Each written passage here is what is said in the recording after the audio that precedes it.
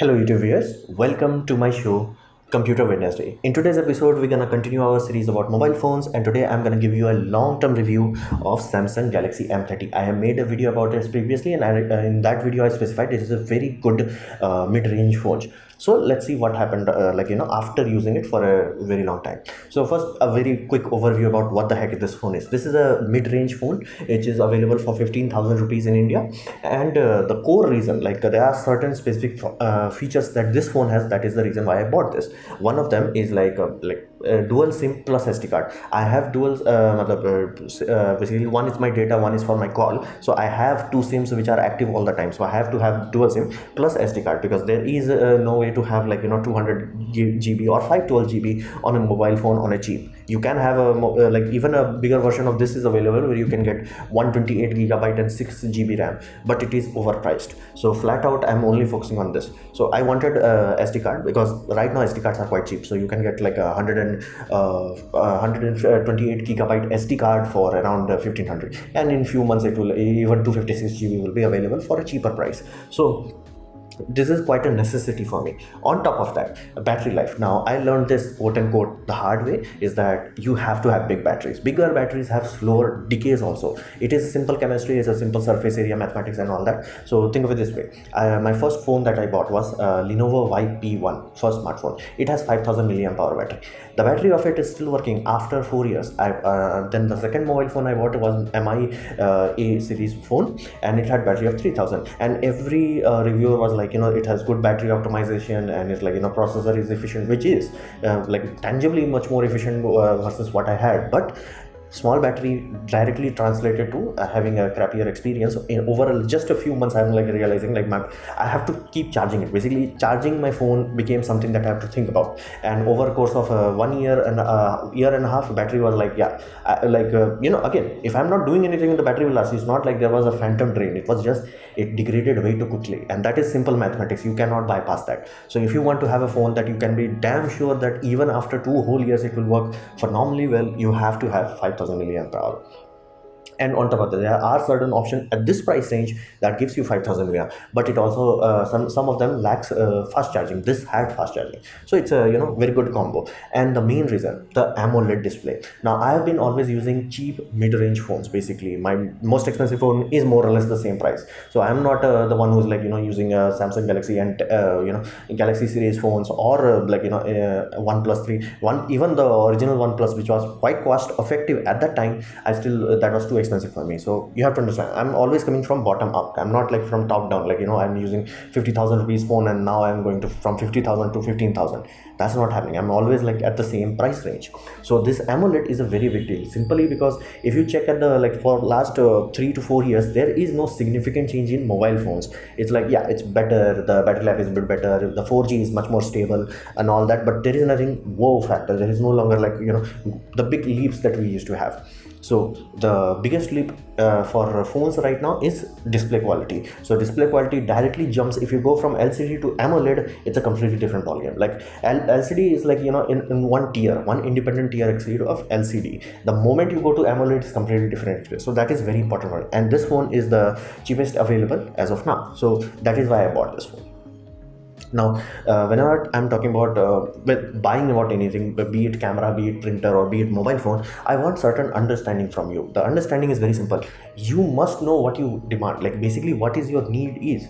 Think of it this way. If you go to a shoe shop and they are okay, we have different sizes of shoe, and you bought a wrong one. Let's say you wanted to buy a 6 one, but for some reason, some mix up happened, you bought a number 5 one. Again, there is no fault in basically the shoe, but shoe is not fitting you, and you are hey, the shoe is not good shoe. So that same happens with mobile phone. Can there be a mobile phone that has every function, every bells and whistle that we want under the sun? Very easily. It's just nobody's gonna manufacture that. So in this scenario, people generally create tiers. Basically every company creates a tier. Hey, you want camera phones, you buy this phone. You want gaming phone, you buy this phone. You want all rounder, you buy this kind of phone. Or you just buy flagship, which they try to give everything under the sun, but they are very expensive. So You have to only judge things which fit you. Basically, if you are like a guy who's just like using the display most of the time, AMOLED becomes important. So if you are a guy who utilizing a lot of video on the basically your screen on time of mobile phone is very high per day, as in like per day you are reaching 6 to 7, you have to have a good battery life to support it.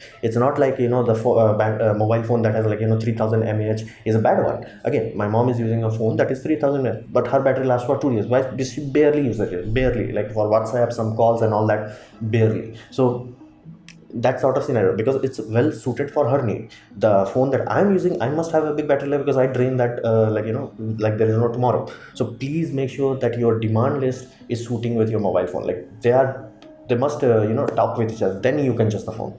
And don't compare any mobile phone to another mobile phone. Specifically, do not compare against cross genre. Basically, do not compare like a camera specific mobile phone versus a cheap and budget phone. And don't compare a company that is solely dedicated on making camera phones like Xiaomi against Samsung. Samsung tries to give you a much more all-rounded series. Same goes for other things. Like you cannot compare other companies to give you good quality display compared to Samsung, because Samsung is granddaddy of displays. So please have this understanding. Does the mobile phone suits you? If yes, then judge the phone.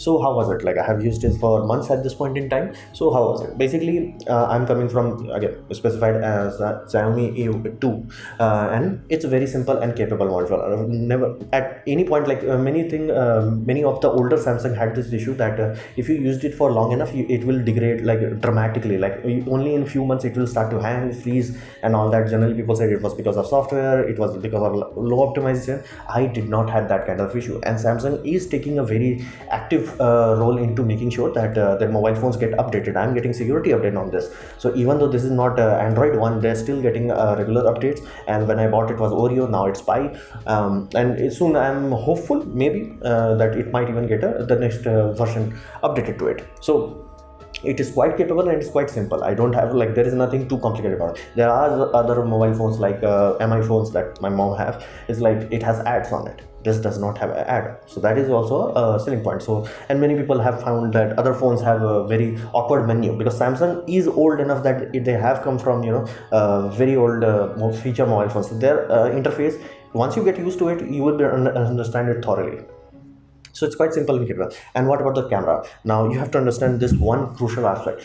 If you ever used a large sensor camera, be it APS-C, be it full frame mirrorless, specifically full frame, you will understand why the camera of a mobile phone is a joke. Because you have to understand this: whenever you take a photo from let's say a full frame camera, 35mm full frame camera, using a good lens, let's say f2.8 or f1.2, if you are going really crazy, the blurriness that you get, like most people think of blurriness in such a way that I'm in the focus, I'm subject, I'm in the focus, everything else is blur. That's what mobile phone do, but that's not what your lens is doing. Lens does not have a artificial intelligence chip on it. So what does it do? Nothing. Basically, it's just relying on geometry of light itself.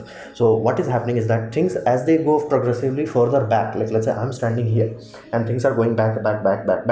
Now lens will put me in the focus, but by the act of doing so, that by the act of focusing on me, everything becomes blurry around me. Now here's the tricky part: it becomes blurry progressively, as in this place would be a bit blurry, this place bit more blurry, this place even more blurrier, this place ludicrously blurry. Now this does not happen when you have a mobile phone which uses time of flight sensor and all that, where it's like, okay, I am here, everything else blur. That's not how real cameras work. Like once you see that depth perception, once you you can experiment this with, if you have a large sensor camera, like put multiple bottles diagonal to each other, like so you can see all of them, focus on one of them, see how progressively they got blurrier. That is not done in mobile phone. So far the AI is not powerful enough to replicate that. If that ever happens, because you have to understand, you have to have physical data for that. The lens has that, and that is why people seek that big sensor. That is why Avengers whole series Endgame and Infinity War was shot on something so big, which was classified as IMAX sensors, 65mm sensors. So you have to understand, there is a reason why people invest in such a big camera with big glass and all that. You cannot replicate that depth of blurriness. You can replicate the blurriness, but it looks fake, it looks cheap. I am familiar with that because I have a DSLR. I have used that the SPACT, and I did not use a kit lens. So I had a good aperture to begin with. So I know when people say blurry, this mobile has good blurry and all that, I'm like, no, it's fake. It's fake. Like especially if you have table and all that, you can literally see everything has constant blurriness. So that is why I'm flat out not stoked on mobile phones having cameras. Like, is it good to have it? Absolutely. Is it like, the next camera replacement? I need to go like at least 10 years of development is needed to be done before I can say that. So flat out camera, it's okay. Now I do enjoy the basically ultra wide now, because you have to understand, like, camera for me in mobile phone is all about fun. If I need to do something seriously or some big event, I'm going to utilize my DSLR. But if I need to take some fun photos, I really enjoy the ultra wide. So your mileage may vary, but do understand this mobile does not have like wow resolution and all that, but it is more than capable enough. Now, the main thing that I actually use in my mobile phone to the maximum is the battery and the display.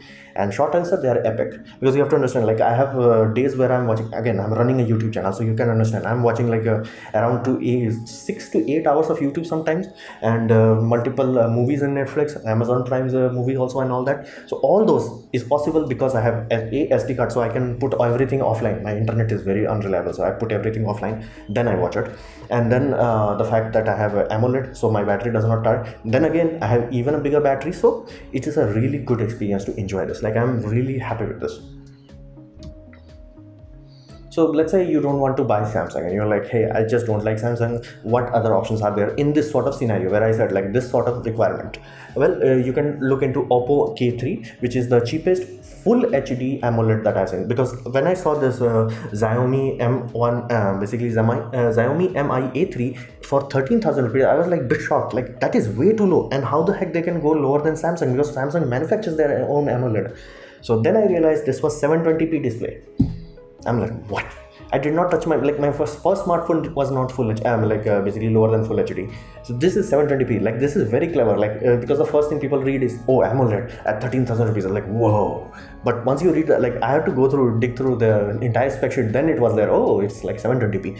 And yes, this is full HD. That's why I was shocked. Like, how the heck Samsung can, not make it cheaper? So they have 720p. Now there are multiple advantages of doing that. First, your power requirement goes down. So even with a small battery, which does have a small battery, you will last much longer because your processor does not have, like, 720p to full HD. There is a giant difference in number of pixels you have to drive. So your processor will be much less stressed out. On top of that, your graphics is gonna run like butter smooth. So if you want to do gaming, this is the best option you can have because it has a lower resolution. Anybody who's like familiar with PC gaming, they're like, either you increase your graphics horsepower or you decrease the screen size. So they did that. Like, it's quite clever, I have to say. Like, most people will not catch it on and they'll be like, yeah. Now, could this affect your actual experience? Maybe. If you are doing like a lot of dedicated watching, you're like, sitting down somewhere and like, hey, I'm gonna, like, on a bed or something like that, you're like, hey, I'm gonna pay attention to this screen, I'm gonna watch a movie, then you will notice that it's a low resolution. Or in some scenario, if you are playing PUBG, because the screen is so small, the single pixel movement you cannot see because you have to have 4 pixels compared to a full HD one. So that will also make your the thing look a bit blurry. It will look sharp enough, but you will not see motion simply because there is not enough pixel to show subtle motion. So that may affect your actual gaming experience, but it is a really good option. Then we come to Oppo One. Again, not suited. None of these phones are suited for free. That is why I'm like very specific about this. Please check whether it suits you or not. So like, it has everything. Like, it has a small battery, 3765, which is good enough. But it does have mind-bogglingly awesome camera. So most people who have used this, they are like, yeah, camera awesome. So if you need camera phone specifically, it's a very good option. It does have game boost. It does have Snapdragon 710, which is tangibly better, and it has 6GB with 64GB ROM. Now here's the deal. None of them have dual SIM plus SD card. This does not even have SD card, flat out. So you are limited to 64GB, and this you have to let go of one of your SIM. So you can understand, flat out I could not use one of them. That is why I am very specific about this. Please know what you want. Aapko kya chahiye? Like, what do you want specifically? So this was my presentation about basically long-term review of Samsung M30. I hope you liked it, learned from it. In that case, please click the like button. If you didn't like it, didn't enjoy it, I would urge you to press dislike, press it twice to show me your extra disappointment, and please leave a comment because I reply to all of them. Subscribe, press the bell icon if you're free, and as always, thanks for watching.